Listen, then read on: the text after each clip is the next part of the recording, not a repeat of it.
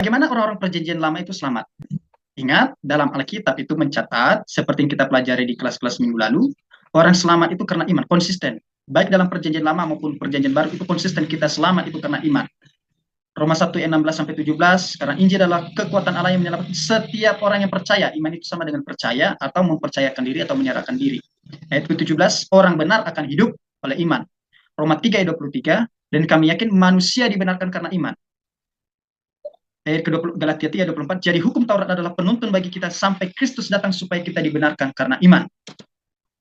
Kemudian Habakuk 2 ayat ke-4 mencatat, ya, dalam perjanjian mencatat, sesungguhnya orang yang membusungkan dada tidak lurus hatinya, tetapi orang yang benar akan hidup oleh percayanya, oleh iman. Ya, Titus 3 ayat 5 itu mengatakan pada waktu dia telah menyelamatkan kita bukan karena perbuatan baik, ya.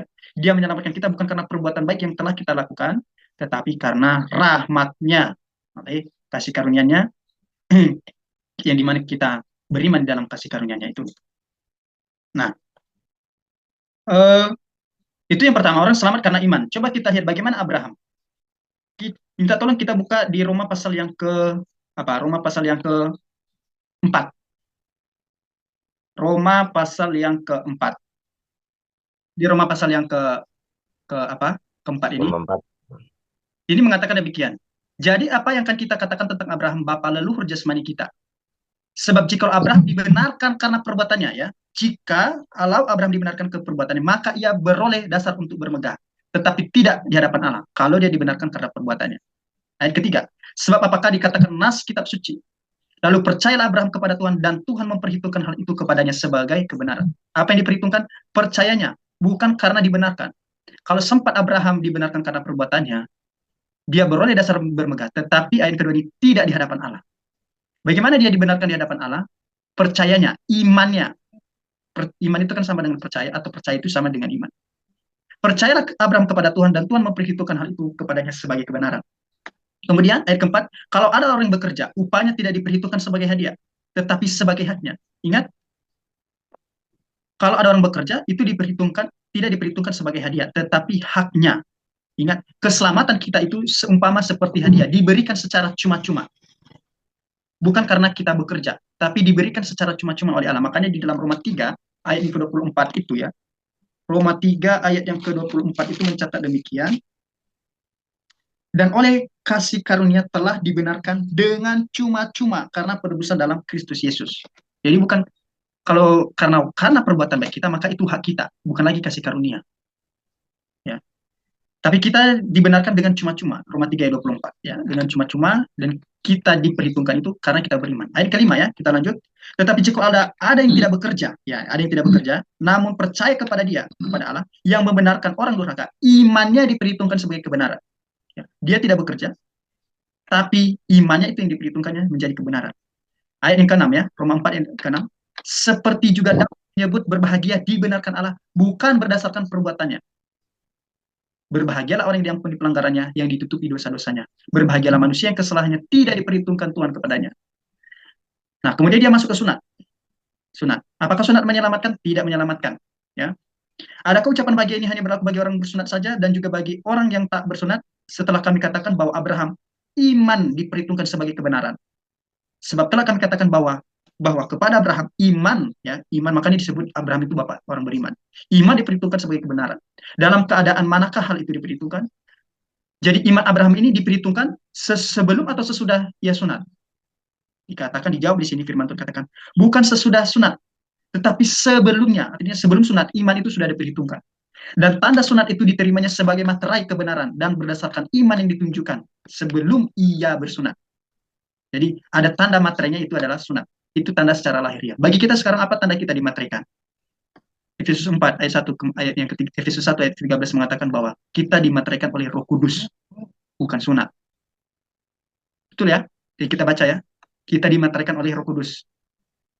Nah, demikianlah ia menjadi bapa semua orang percaya yang tidak bersunat, supaya kebenaran diperhitungkan kepada mereka.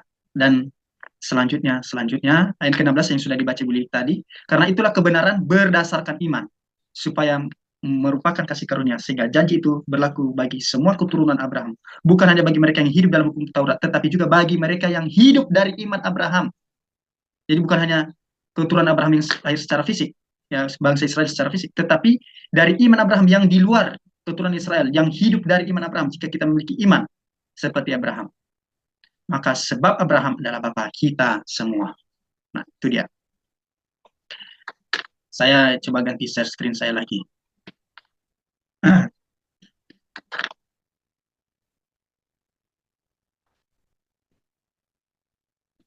Sudah kelihatan share screen saya? Belum, Kak. Belum? Nah, udah. Oke.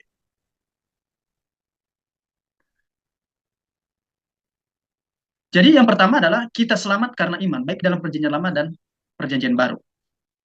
Itu bagaimana orang perjanjian lama, yang perlu kita ketahui bahwa orang selamat itu karena iman. Yang kedua, bagaimana orang perjanjian lama itu bisa selamat?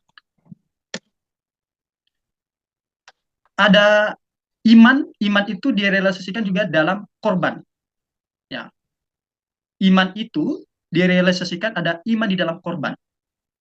Nah, kalau kita lihat Imamat pasal 16 ayat 15 sampai itu ayat 16. Dan kita sudah sampai, saya harap ada waktu membahas kitab Imamat, bagi kita mengikuti kelas kitab Imamat, sudah pernah membahas ini ya. Kitab Imamat sudah sampai pada kitab Imamat. Makanya puncak Imamat itu adalah di Imamat pasal 16. Yang membahas bagaimana orang itu mempersembahkan korban. Secara khusus ada berbagai macam korban di Imamat pasal 16 itu. Nah, ada puncaknya, salah satu puncak itu ada Imamat pasal 15, 16 ayat 15 sampai 16 ini. Dikatakan ia harus menyembelih domba jantan yang akan menjadi korban penghapus dosa bagi bangsa itu dan membawa darahnya masuk ke belakang tabir. Kemudian haruslah diperbuatnya dengan darah itu seperti yang diperbuatnya dengan darah lembu jantan. Yakni ia harus memercikan ke atas tutup pendamaian dan ke depan tutup pendamaian itu. Dengan demikian ia mengadakan pendamaian bagi tempat kudus itu karena segala kenajisan orang Israel dan karena segala pelanggaran mereka. Apapun juga dosa mereka, demikianlah harus diperbuatnya dengan kemah pertemuan tetap di antara mereka di tengah-tengah segala kenajisan mereka. Jadi iman itu ketika mereka beriman pada Yesus Kristus yang akan datang, yang dimana Yesus Kristus sebelum Yesus Kristus datang, ada domba-domba yang dipersembahkan. Atau ada hewan-hewan yang lainnya juga yang dipersembahkan, yang melambangkan Yesus Kristus. Jadi memang Yesus Kristus belum datang di dalam perjanjian lama.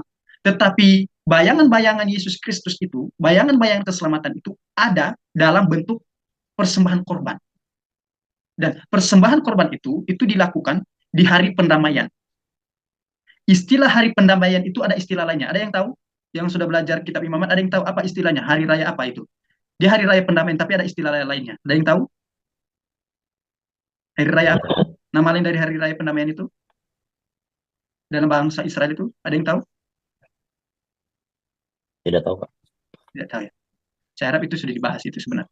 Itu istilah lainnya itu adalah hari raya Yom Kippur. Dalam Israel itu dikenal dengan Yom Kippur istilah lainnya, atau hari raya pendamaian. Nah, yang dilakukan sekali setahun. Nah, jadi bagaimana orang perjanjian itu lama itu selamat? Mereka beriman pada Yesus Kristus yang akan datang, yang dimana Yesus Kristus yang akan datang itu dalam perjanjian lama itu ada bayang-bayangannya, yaitu domba. Maka Ibrani 10 ayat 1 mengatakan demikian. Nah, tolong Pak Aceh baca. Ibrani 10 ayat 1. Di dalam hukum Taurat hanya terdapat bayangan saja dari keselamatan yang akan datang, dan bukan hakikat dari keselamatan itu sendiri. Karena itu dengan korban yang sama yang setiap tahun terus-menerus dipersembahkan, hukum Taurat tidak mungkin menyempurnakan mereka yang datang mengambil bagian di dalamnya. Amin. Ya, jadi terdapat bayangan saja dari keselamatan yang akan datang. Jadi korban, kalau kita lihat di sini, ada korban yang dipersembahkan oleh Imam Harun. Ada korban di sini, dia harus beriman, korban ini dia harus beriman pada juru selamat yang akan datang. Jadi korban ini merupakan hanya bayangan saja dari keselamatan yang akan datang dan bukan hakikat dari keselamatan itu sendiri. Ibrani 10 ayat 1 itu. Jadi bagaimana orang perjanjian lama itu selamat? Dia beriman pada Yesus Kristus yang akan datang. Yang dimana ada simbol-simbol keselamatan itu, yaitu korban. Maka Ibrani 10 ayat 3 sampai 4, mau minta tolong Pak Aceh baca lagi. Ibrani 10 ayat 3 dan 4. Tetapi justru oleh korban-korban itu setiap tahun orang diperingatkan akan adanya dosa. Ayat 4. Sebab tidak mungkin darah lembu jantan atau darah domba jantan menghapuskan dosa. Amin. Ya, darah hewan itu tidak bisa menghapuskan dosa. Yang bisa menghapuskan itu adalah darah Yesus Kristus. darah jantan ini, darah hewan itu hanya sebagai peringatan akannya ada dosa. Oleh sebab itu mereka harus ketika mereka mempersembahkan korban itu, mereka harus ada iman di dalamnya.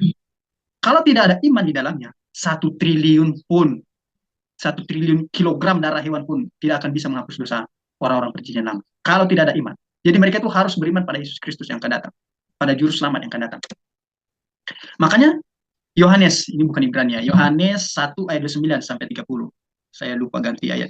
Yohanes 1 ayat 29 sampai 30. Yohanes 1 ayat 29 sampai 30. Pada keesokan harinya, Yohanes melihat Yesus datang kepadanya, dan ia berkata, "Lihatlah anak domba Allah yang menghapus dosa dunia." Ayat 30, "Dialah yang kumaksud ketika kukatakan, kemudian daripadaku akan datang seorang yang telah mendahului aku, sebab dia telah ada sebelum aku." Amin. Ya, kalau kita lihat dalam Alkitab, mana lebih dahulu lahir? Yohanes Pembaptis atau Yesus? Kalau kita Yohanes lihat, Pembaptis. Yohanes Pembaptis 6 bulan sebelum Yesus lahir, Yohanes Pembaptis sudah lahir. Tapi Yohanes Pembaptis mengatakan, dia telah ada sebelum aku. Ini merujuk kepada Yesus, keilahian Yesus. Ya. Dan ketika dia merujuk kepada Yesus, lihatlah anak domba Allah yang menghapus dosa dunia. Jadi Yesus Kristus itu adalah penggenapan dari domba-domba yang dipersembahkan dalam perjanjian lama. Sehingga bagaimana perjanjian lama itu selamat? Mereka selamat akibat iman pada Yesus, pada iman pada Yesus. Mereka beriman pada Yesus yang akan datang. Ini dalam perjanjian lama, Old Testament. Tapi dalam perjanjian baru dan zaman sekarang, kita beriman pada juru selamat yang telah datang. Paham ya? Dalam perjanjian lama, mereka selamat ketika mereka beriman pada juru selamat yang akan datang.